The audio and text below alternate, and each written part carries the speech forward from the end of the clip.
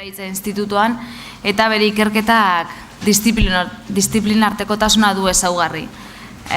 Komunikazioak eta garapenak testu inguru desberdinetan hartzen dituen moldei erreparatzen die. En particular, las líneas de investigación de la doctora Geniets se centran en el consumo de los medios de comunicación y la privación socioeconómica, también el comportamiento de la audiencia en el espectro socioeconómico de los países en vías de desarrollo y en las estrategias de las empresas de medios de comunicación en países de desarrollo, entre otros. Hoy nos hablará sobre las posibilidades del ciberperiodismo para hacer frente a las desigualdades estructurales que dividen la audiencia en los países de bajos ingresos. Well, I have tried to somehow sum up your extensive curricula, but thank you very much. We are very happy to have you here and share your subjects. Thank you. Thanks. Buenas tardes. Lo siento, hablo español, pero solamente un poquito, así que voy a hablar en inglés. Thank you for the opportunity to be here today and to be able to speak. My name is Geniets, and I am from the University of Oxford. I am a research associate at the Reuters Institute for the Study of Journalism, Department of Politics and International Relations there, and I also work at the Department of Education as a researcher. I have spent the last couple of years researching inequality, particularly with regard to communications and media, consumption and production. And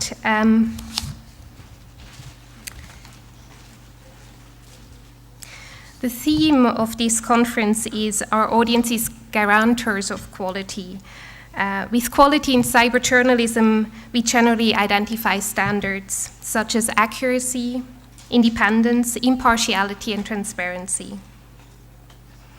There has been a big debate in recent years with regard to these standards in a digital era of so-called digital natives, about how legacy media and digital natives ought to approach journalistic standards. Today I am planning to be a little bit provocative, because I'm planning to turn the theme of the conference on its head and to say, what if it is us as journalists, as scholars, as policymakers who need to reconsider the standards that determine what quality is, who audiences are.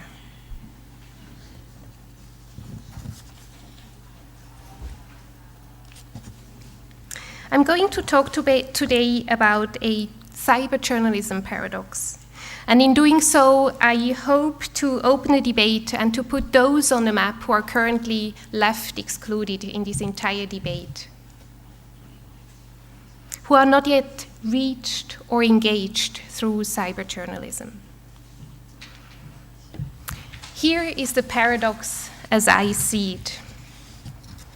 There has been much optimism for online journalism in general and for citizen journalism specifically as a means for everyone to have their voices heard and thus to participate more effectively in the democratic process. While online journalism undoubtedly has changed the trade of journalism and has had a transformative impact, as we all know, on the business side of journalism and of news, as well as on the political landscape, as we heard in the presentations a little bit this morning, the question remains, whom has it reached and who has it empowered? My research indicates that online journalism did so far not result in hearing the voices of those in greatest need, that is, the poorer sections of society and those living in lower income or low and middle income countries.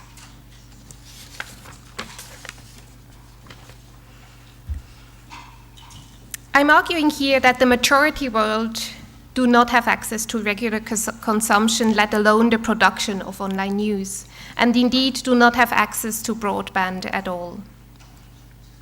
A recent UN report estimated that by the end of 2014, only 60% of the world's population, that's about 4.2 billion people, 60% will remain unconnected to the internet, so only 40% will have internet connection. 78% of people in developed countries are expected to have access to the internet, but in developing countries, the percentage of connected users drops to 32% of the population. That is 3 in 4 people having internet access in the developed world, but only 1 in 3 people in developing countries who have internet access by the end of 2014.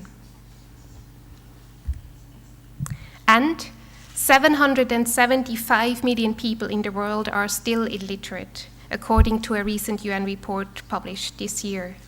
2/3 of them are women. And it is not just the older population. The UN report suggests that 1 out of 4 people in developing countries is illiterate. Very often, it could thus be argued it is precisely those whose voices need to be heard most urgently, those who are multiply disadvantaged, who are left excluded again.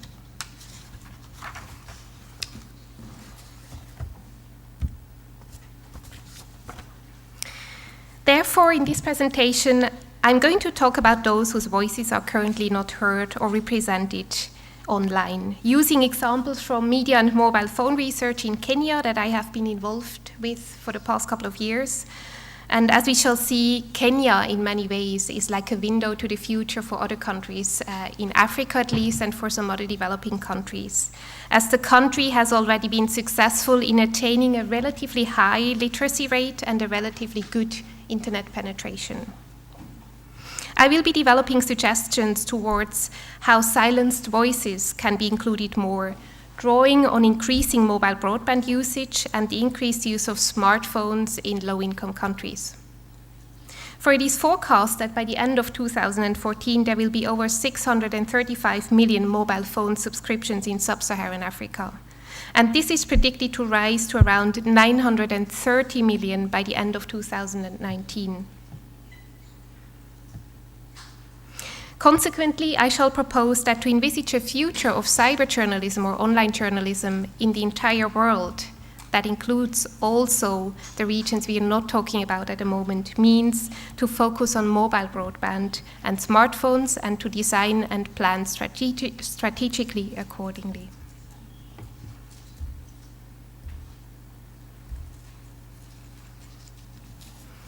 But let's first take a step back. I don't need to tell anyone here that one of the major changes of moving from Web 1.0 to Web 2.0 has been a shift from publication to participation, thus a shift towards the engagement of audiences. The challenge that persists with this shift is, however, that not everyone has access to the Web 2.0 and therefore cannot participate in this new digital era, even if they wanted to, even if they wanted to express their concerns and their voices.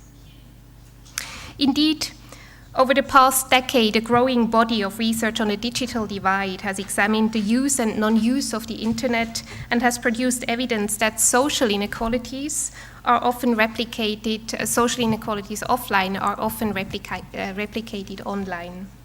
For example, it has been suggested that the frequency and nature of internet use is not only determined by actual access to the internet, but rather by an accumulation of various factors, including educational level, socioeconomic status, age, gender, and location. Moreover, while these factors, in particular the socioeconomic status of users and non-users, have an impact on internet access, a growing amount of evidence also suggests that other existing social inequalities might in fact be reinforced by online activities. In that sense, it could be argued then that the internet and with it online journalism may altogether not be that different from other more traditional legacy media and the inequalities that are produced there. As Hindman 2008 has pointed out with regard to the democratic discourse in the US, despite its potential of reaching a vast array of new content producers, the Web 2.0 mainly seems to empower a small set of the population that is an elite.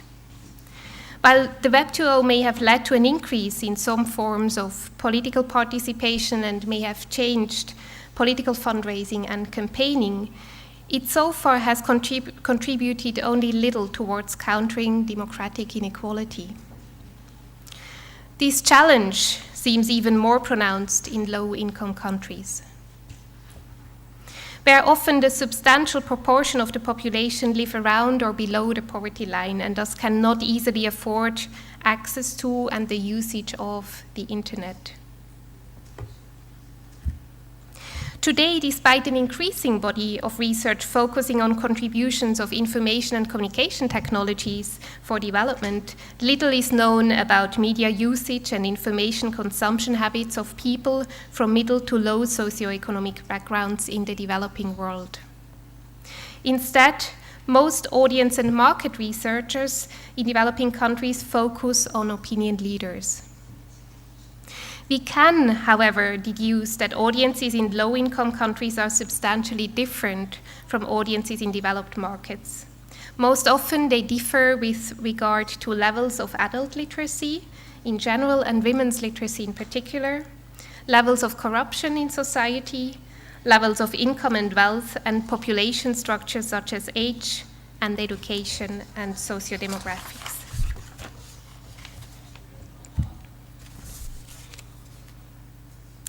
Moreover, and particularly important with regard to the adoption of new media and new media technology, the population pattern of many economically less developed countries are characterized by what is generally referred to as youth bulges, indicated by a broad base of young people under the age of 35 and a low proportion of older people, thereby suggesting a high birth rate, a high death rate, and a relatively short life expectancy in these countries. And we can see this very clearly here. If you have a look at Kenya, particularly Egypt is also very clear, where you see this bulge in the middle, where the young people are.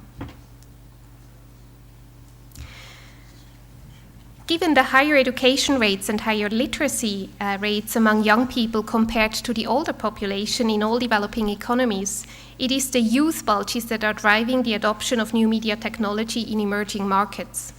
But as we have heard, 1 in 4 young people in developing countries is illiterate, mostly those living at the bottom of the wealth pyramid. But it is not only the different population pattern within developing countries that determines the different makeup of mainstream audiences compared to the West. Take-up and adoption of media have varied greatly in developing markets, and information and communication infrastructures are in many respects very different from the infrastructures available in developed nations, including coverage, speed, and access costs.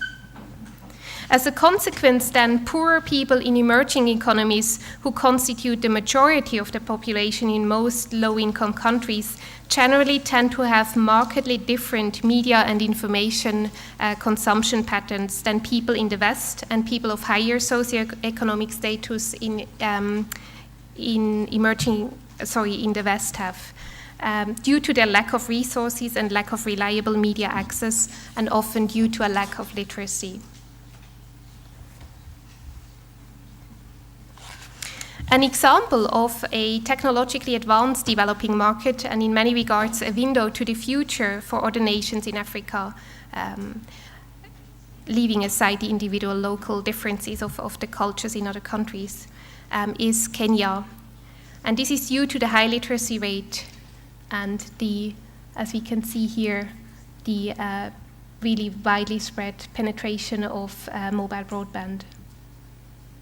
We can see that in 2012, already 13% had access to smartphones. And as we shall see later, the prices for smartphones are dropping due to relatively cheap models available on the market already now. This is an informal settlement where I have been and continue to do my research. It's Kibera in Nairobi. And I've interviewed participants here in 2011, and this year I'm actually going back there next week to continue doing research.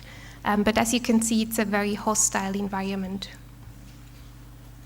It's estimated that around 170,000 to 200,000 people live here. Most people live in huts, they don't have electricity, they have no running water, they have no concrete floors. It's really very, very poor and deprived, the environment in which they live. And that's not an exception. 45.9% of the population in Kenya live below the national poverty line, according to World Bank data. And doing my research in Kenya, as I have just mentioned, with people from lower socioeconomic backgrounds, I found that the majority of the people from these lower socioeconomic backgrounds only can afford, if at all, sort of low-end phones or cheap feature phones, but they definitely don't have regular internet access at the moment. But I was also surprised to find that out of the 17 families which I visited in Kibera just recently, 2 months ago, 16 families had a working TV and radio. So they take electricity illegally from electricity lines to make the TV function. So these families, just to be clear, they have no sanitation and no clean water in their homes, but they have a radio or they have a TV set that works. I learned that their lack of financial resources is not necessarily a restraint for them to gaining access to media and news. For people from low socioeconomic backgrounds in countries such as Kenya, learn most of the news from word of mouth, often from family and neighbors, from news billboards along the streets, or via news media in public spaces, like bars, pubs, or in public transport. As an editor of a major newspaper in Nairobi told me in an interview, some people in Nairobi even rent newspapers just because they can't afford to buy a newspaper. So you will find street sellers having newspapers that are actually chained so that people don't take it away, that people can just rent for around 8 cents, and they can read the newspaper a fraction of the cost from if they had to buy it, which is around 35 cents. This allows the newspaper makers, the newspaper sellers, to make a financial gain from people who would not normally be able to afford to buy one. And this is just to give you a bit of a context of what we're talking here, and to give a bit of a contrast to when we talk about cyberjournalism, why I say this is an elite group of people within the society that is reached through that. And if we want to branch out and reach other people, we have to start and rethink how we are going to do that. In a digital era, then, it seems only natural that information initiatives should be extended to the Web 2.0. But this presupposes that people from lower socioeconomic backgrounds, as we just saw, should have access to new media and to the internet. But as I have elaborated just now, this mainly happens, at least in Kenya, the people I did research with, through mobile phones. And because of the underlying infrastructure issues, mobile phones in particular have been able to leapfrog some of developing countries' other developments, thereby slowly redressing the gap, or the infrastructural and usage gaps. In many developing markets, mobile phone technology in particular is particularly attractive, as it is much cheaper than computers and it does not require landlines or electrical networks for communication. Mobile phone masts generally, at least in Africa, in rural areas, are diesel or increasingly solar powered, so they don't need electricity. Indeed, all of the people from low socioeconomic backgrounds in Kenya I spoke to in my research had, if not their own, at least access to a shared SIM card, which allowed them to use a shared feature phone or a low-end phone. Such low-end and feature phones, which allow only voice calls and texting, have spread into some of the world's most remote areas. 48 million people, for example, have now access to mobile phones worldwide, but are still lacking electrical power, just to give you an example. And an estimated 1.7 billion people have access to a mobile phone, but do not have a bank account. With smartphone prices dropping, as I just mentioned, in Kenya we have Chinese models that can be bought for less than $50. I believe smartphone adoption of the poor people will increase substantially in Kenya within the next couple of years and elsewhere in Africa. Therefore, I believe that much of cyberjournalism's future in low-income countries will depend on mobile broadband.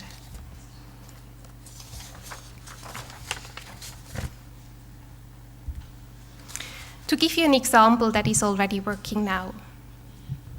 A project I'm currently involved with in Kenya is called MCHW. It's learning intervention, mobile learning intervention for community health workers in Kenya. It's a project which empowers community health workers working in the area by providing them with smartphones and a specific app that allows them to collect information about the development of children under the age of 5 and report their findings back to their supervisors. But apart from training, it also enables them to share the news about community issues, about health issues in the community, and it allows them to be connected not just with the other health workers, but also with the wider community. We linked up all the community health workers with WhatsApp, and they are also in the process currently to develop their own newsletter, which will be online so that they can access it with their smartphones. And this is particularly important today in terms of Ebola, with the recent Ebola outbreak, so that they get immediate updates, that they can share news if they find cases immediately, and communicate with the wider community. I am part of that WhatsApp group, and I have to say, when the first case, we saw the map in a previous presentation of the Ebola outbreak with the countries. It's not quite that simple, because there are other countries where similar diseases like the Marburg disease have been diagnosed. And being part of that WhatsApp group of the community health workers, I have to say that it was through that I learned, when the first case of the Marburg disease in Uganda, very close to the Kenyan border in October, was diagnosed, that this had happened, sitting in my office in Oxford. So it wasn't through websites like mainstream news websites or through other institutionalized cyberjournalism websites, but it was through WhatsApp that I learned from a person on the ground who had been informed directly from the Ministry of Health that this case had been diagnosed, and they had sent out an alarm, that I learned the news before any of the other news outlets or websites took up the news. So although this is not actually cyberjournalism per se, such successful projects of news distribution among the community may give a sense of how people at the bottom of the wealth pyramid share and contribute news in many different ways.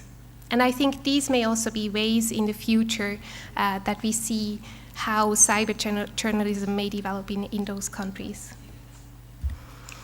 Other projects which are a bit more institutionalized, as some of you may know, is, for example, Geniets. It produced and caters to people who do not readily have access to mainstream media outlets, many of them from low-income backgrounds. Geniets is a voice-based platform founded by Shubhranshu Choudhary, a Knight International Journalism Fellow, and it is freely accessible via mobile phones and allows people to report issues related to the central Gondwana region in India. Stories are reported by citizens via mobile phones, but are moderated by journalists and become available for playback online as well as over the phone.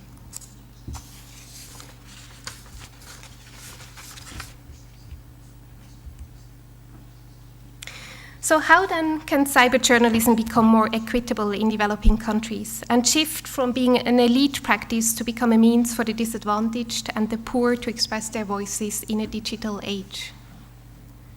Much of the contemporary research has remained curiously silent, if not uncritical, with regard to the mechanisms with which the redressing of informational inequalities should happen. And yet we have seen a number of successful examples just now, so it does work. So I would like to give, based on my research, 7 recommendations with regard to changes that I believe need to be aspired to in order to empower people from low socioeconomic backgrounds in developing countries to more effectively contribute to a public dialogue by means of Web 2.0. First, given the telecommunications infrastructure in developing countries and the high costs of computers, smartphone platforms seem more feasible avenues than laptops or PC platforms to engage people from lower socioeconomic backgrounds. Second, I believe that cyberjournalism projects ought to be accessible to illiterate or semi-literate people. Therefore, voice-based platforms or hybrid forms that allow for voice-based, video-based, and written contributions of citizens will enable more people from lower socioeconomic backgrounds to participate.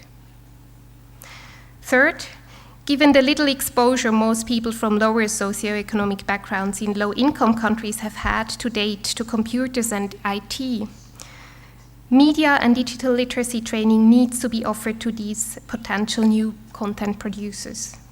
These ought to include not only teaching them how to use the Web 2.0, but also basic training of how to navigate both feature phones and smartphones.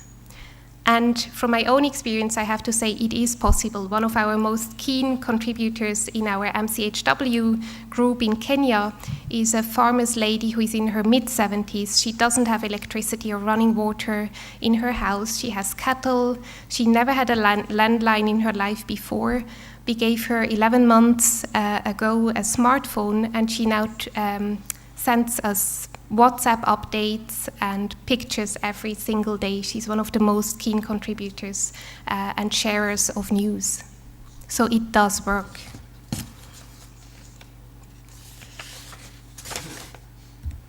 Fourth, I believe that the integration of cyberjournalism projects in the cultural environment is very important.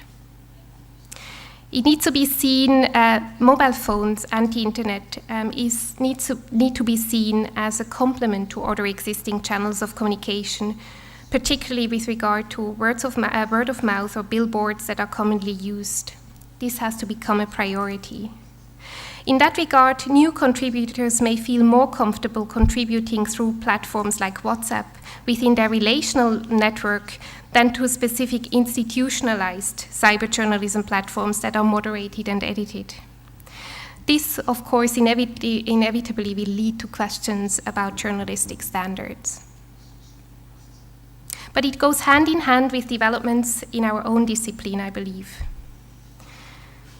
I believe as an academic field, in order to become more inclusive, we need to move away from information acquisition and production models of cyberjournalism to models of successful social participation and integration. For that to happen, more data is needed. On balance, there currently seems to exist little proof beyond anecdotal evidence with regard to the potential of cyberjournalism to engage and empower people from lower socioeconomic backgrounds. As Bob Bollinger, in a recent conference that I attended, put it, the plural of anecdote is anecdotes, not data. So as researchers, I think we really need to make an effort to create and produce more data and to share it with others.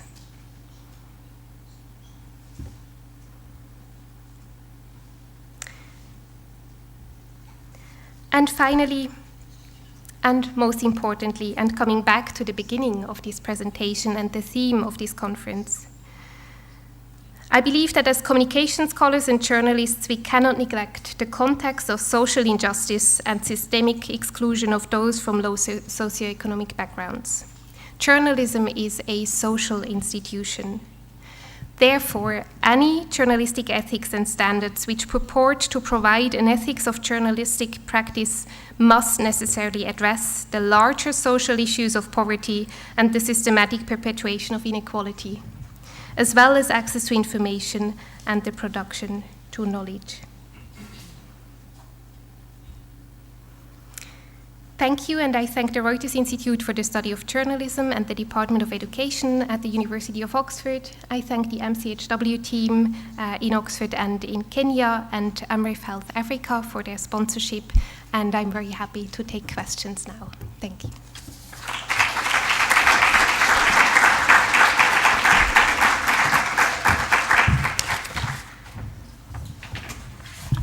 Thank you, and Geniets, for your interesting contribution. Ez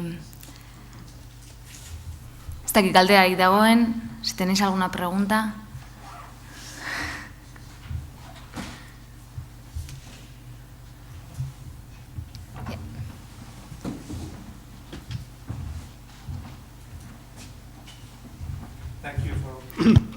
for a most interesting talk. Now, you mentioned there as part of your recommendations that you would like to see encouragement for social participation in news media, in journalism. Mm-hmm.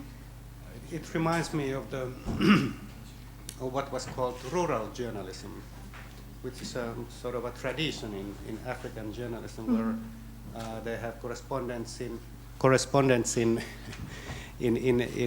remote areas sending in somehow their reports. And now with the use of mobile phones, that could be sort of a revived again, or to be raised in another level. Mm-hmm. Do you see that this old tradition of rural journalism in the age of mobile phones could be something in African context now? I definitely could see that. However, having spoken with editors and journalists in Kenya as part of my research, they weren't that optimistic. They really did have very much the idea, at least in terms of empowering people from lower socioeconomic backgrounds.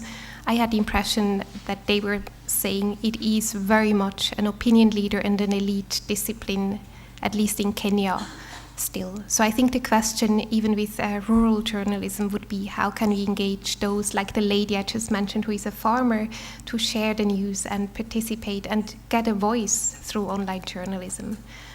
But I do think, and I do see a huge potential in smartphones as the prices drop. Yeah.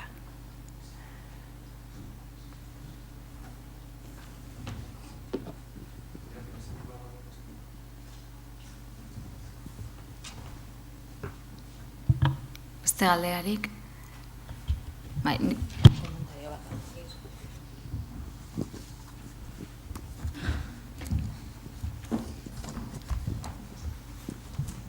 Thank you very much for your contribution.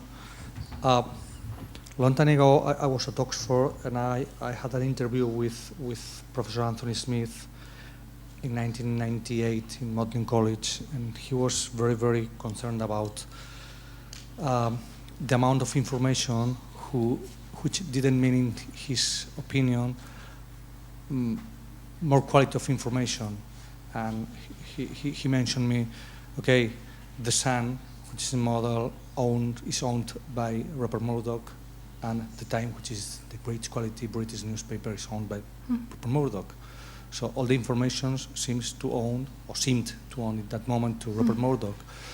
And all the European laws against monopolistic practice in newspaper industries, in media industries, seem to have failed. Which is the situation now in the continent, and especially in the British Isles.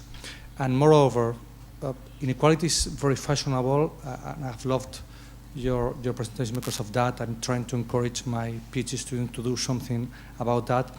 And it's very fashionable because of Thomas Piketty, that great economist who has written that book in French and English and now in Spanish and Catalan, which is called The Capital of the 21st Century, painting and scaring a picture of inequality in the Western world, in my opinion.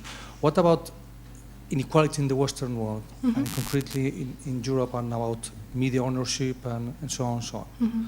Thank you very much. Thank you. That's a very good question. And I didn't speak about ownership here in the context of developing countries, but that's actually a very important factor as well that makes it even more important, I think, to engage people from lower socioeconomic backgrounds, because again, it's very much in the hands, I believe, of the elite in many of those countries, where we also have very different political systems, much more oppressive political systems, much higher levels of corruption. So I think that's a very separate issue that I didn't touch because it would just have been too much. With regard to Europe, I'm not in a position to talk about ownership in Europe because that's not my area.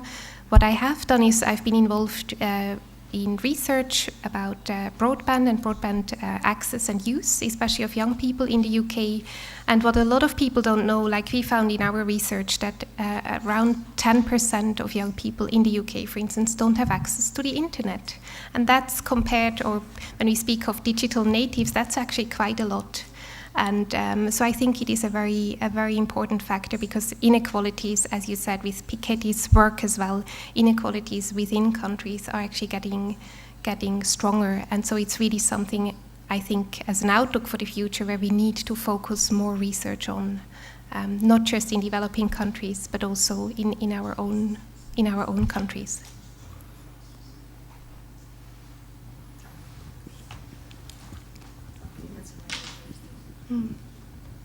Hi, Anne.